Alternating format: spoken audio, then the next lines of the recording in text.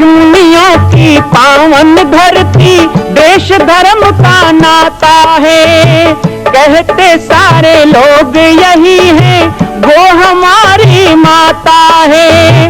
जाग उठो ओ भारतवासी, जाग उठो ओ भारतवासी, गौ पर छुरियां चलती हैं। बंद करो गौ माँ की हत्या, सारी जनता कहती है। बंद करो गौ माँ की हत्या, सारी जनता कहती है।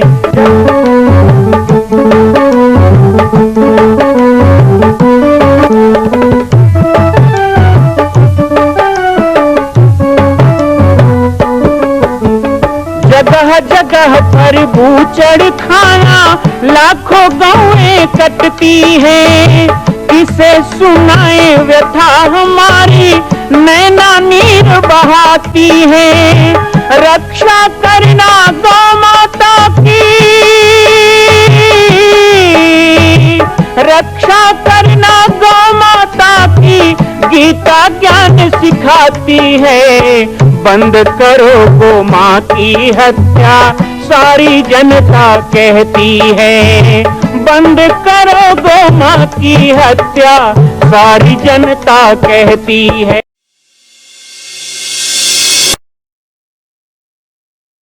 जय श्री राम, जय गो माता, जय गोपाल। आज सर्वसिद्ध शक्तिपीठ श्री जामड़ी पाटेश्वर धाम से मुझे आप सबके सम्मुख कुछ विषय रखने के लिए आना पड़ा।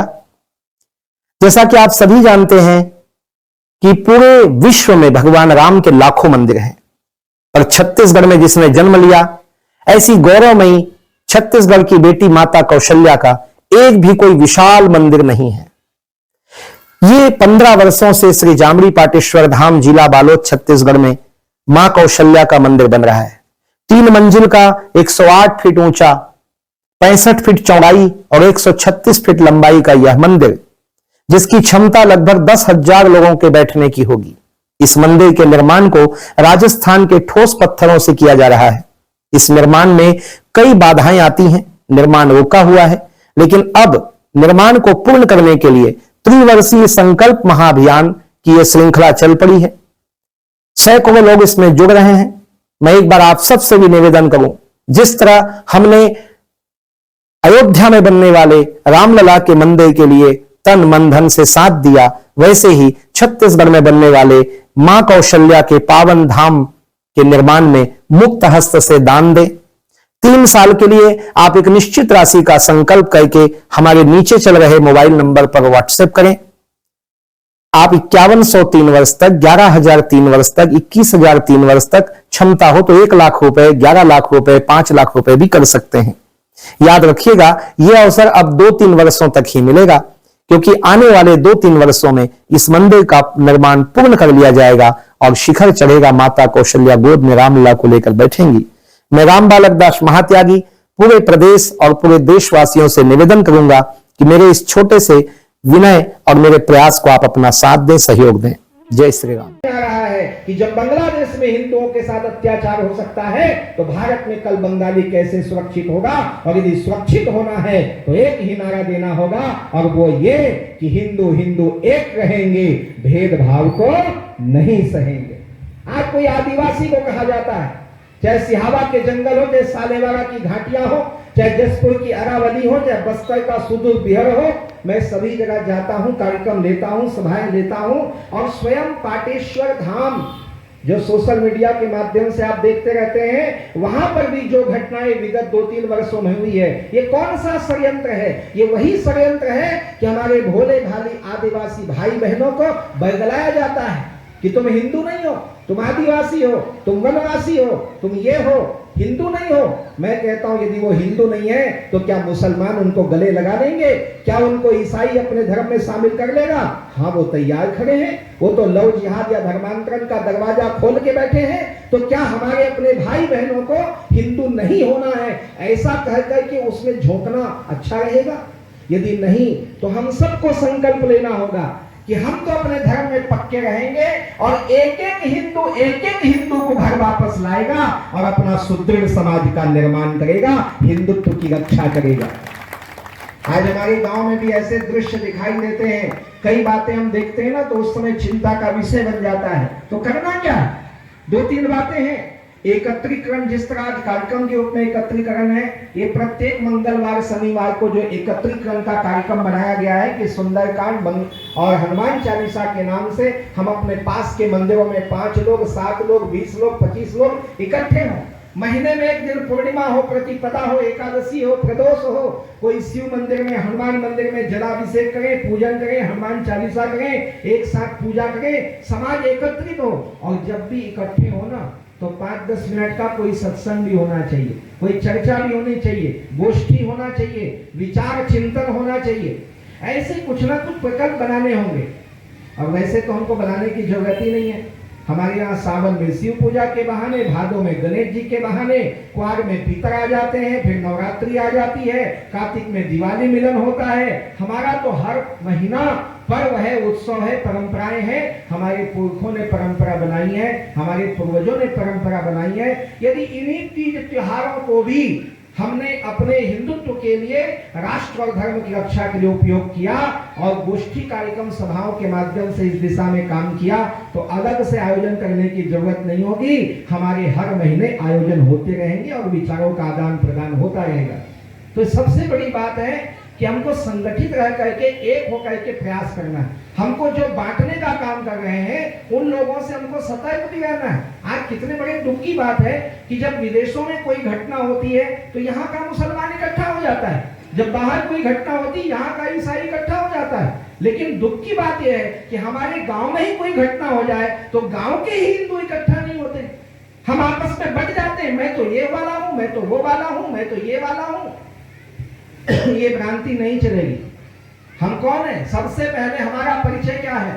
तो सबसे पहले परिचय ये है जो विवेकानंद जी ने उद्घोष किया था कि गर्व से कहो हम हिंदू हैं। हमारा पहला परिचय हिंदू होना चाहिए, बाद का परिचय जाति पाति पंथ परंपरा मान्यता और उपासना का होना चाहिए। मैं पीला पहनूं, सफेद पहनूं, मैं इस भगवान को मानूं, उस भगवान को मानूं, मैं यहाँ जाऊं, मैं वहां जाऊं, वो अलग व्यवस्था है। लेकिन हमारी एक व्यवस्था जो सुदृढ़ बन जाए वो है एकता और समानता का, कि जिसमें हिंदवः सोदरः सगर्व हिंदू प्रतो भव। हम एक है, एक भारत माता की संतान है। तो ऐसी जब स्थिति पैदा होगी, कैसे पैदा होगी? तो हम लोगों को इसके लिए ऐसे ऐसे कार्यक्रम करने पड़ेंगे, जिस प्रकार के पूरे भारत में आयोजन हो रहे, और भी कार्यक्रम करने पड़ेंगे। हमको चलना पड़ेगा उन बस्तियों की ओर, हमको चलना पड़ेगा वनवासी क्षेत्रों की ओर, हमको काम करना पड़ेगा उनके बीच में जाकर के। मुझे आज कहा गया कि आप वहां मत जाइए, आपको सुरक्षा नहीं दे पाएंगे, आपको नहीं जाना चाहिए, वहां आपके साथ घटना घट सकती है। मैंने कहा देखो, घटना मेरे साथ घटेगी ना, लेकिन मेरे जाने से जो वहां घटना घटेगी वो घर में घटेगी। बच्चा बच्चा जब कहेगा मैं हिंदू हूं, तो उस घटना को घटित करने के लिए मेरे ऊपर घटने वाली घटना की मैं परवाह नहीं करता। हम कई बार सोचते हैं कि उस जगह में तो लोगों में धार्मिकता ही नहीं है, तो हम उन्हीं जगह को चुनते हैं जहाँ धार्मिकता है, जहाँ पहले से लोग संगठित हैं। कि भाई मैं भी कई बार कहता हूँ कि आपके क्षेत्र में कार्यक्रम करना है, तो मेरे कार्यकर्ता कहते हैं बाबा जी फलाना गांव में करेंगे, वो गांव में अच्छा धार्मिक लोग रहते हैं। अरे जहाँ पहले से हेलोजन जल रहा है वहां दिया जलाने का क्या फायदा? हमको उन अंधेरे जगहों को टारगेट करना पड़ेगा, चिन्हित करना पड़ेगा जहां हमारा विरोध हो सकता है, जहां हम पे हमला हो सकता है, उन्हीं क्षेत्रों में। क्योंकि वो कोई दूसरे नहीं है, हिंदुआ सोदरः सर्वे न हिंदू पत्तो भवा। कोई हिंदू पतित नहीं है, कोई हिंदू पिछड़ा नहीं है, कोई हिंदू दलित नहीं है, कोई हिंदू छुआछूत के कारण नीच ऊंच नहीं है, तो कोई हिंदू नास्तिक हो ही नहीं सकता। वो आग दबा है राख में, एक झकझोरा लगाओगे तो आग दगदगा के बाहर निकल आएगा, उसके भीतर का हिंदुत्व जागेगा। जगाने के लिए जाना होगा, इसलिए हम उन जगहों में जाते हैं। मेरे पूज्य गुरुदेव भगवान ने उस स्थान को चुना पाटेश्वर धाम, क्योंकि वो घोर आदिवासी क्षेत्र है। वहां राम का नाम लेने वाले नहीं, वहां जीव हत्या करने वाले लोग, वहां एक दूसरे का मांस खा जाने वाले लोग। ऐसी जगह को क्यों चुना? क्योंकि संत होते ही ऐसे हैं, वो चाहते हैं जहां अंधेरा हो वहां दिया जले, जहां पहले से उजाला है वहां नहीं। तो चुनना होगा एक एक कार्यकर्ता को, हमको उन जगहों को चिन्हित करना होगा जो हमारे क्षेत्र में ज्यादा प्रभावित हैं। किससे? धर्मांतरण से ज्यादा प्रभावित हैं। किससे? गौ तस्करी से ज्यादा प्रभावित है। किससे? नास्तिकता से, संत विरोधी लोग हैं, ऐसे जगहों में जाके श्री राम जय राम करना होगा। ऐसे जगहों में जाकर जय श्री राम का नारा बुलंद करना होगा, तब जाके अंधकार मिटेगा। मैं आप सबसे निवेदन करूं, ये षष्ठी पूर्ति महोत्सव में हम 2-2, 3-3 केंद्र को चुनेंगे। अपने अपने तहसील, जिला, ब्लॉक स्तर पे 2-2, 3-3 जगह को चिन्हित करिए जहां हमारे हिंदू मान चिन्हों पे हमला हुआ है। अभी हमने कुछ दिन पहले कामठी में कांवड़ यात्रा निकाली, वहां पर हमको डीआईजी ने कहा कांवड़ यात्रा नहीं निकाल सकते। हमने कहा क्यों? क्या कांवड़ तुम्हारा है कि लोटा तुम्हारा है कि नदी का पानी तेरे बाप का है? हम तो कांवड़ यात्रा निकालेंगे। और एक बात याद रखना, कांवड़ में लोटा ही नहीं होता है, एक मजबूत डंडा भी होता है और उपयोग करना भी हमको आता है। इसलिए तनाव की स्थिति पैदा मत करो। एक मुट्ठी लोग विरोध कर रहे थे, वो एक मुट्ठी लोगों को उठा के अंदर डालो, हिंदू को रोकने का काम नहीं करना। अद्भुत माहौल हुआ, हजारों कांवड़िया निकले। कामठी बोगला से आगे जहां हनुमान जी की मूर्ति तोड़ दी गई थी, कुछ दिन पहले आपने अखबारों में पढ़ा होगा, तनाव की स्थिति है वगैरह। लेकिन जिस गांव से मेरी कांवड़ यात्रा निकलती थी, वहां माताओं के पास तो कांवड़ नहीं था, उनको तो पता ही नहीं था। पहली बार उस वनांचल क्षेत्र में कांवड़ यात्रा निकली तो माताओं ने क्या किया, फटाफट कांसा का लोटा निकाला, एक आमा का पत्ता लगाया और एक नारियल डाला और मुंडी में रख के चल पड़ी कलश यात्रा में। 1000 कांवड़ था तो 1000 कलश भी हमारे साथ गया। ये माताओं की शक्ति मैंने देखा, ऐसे जुटना पड़ेगा।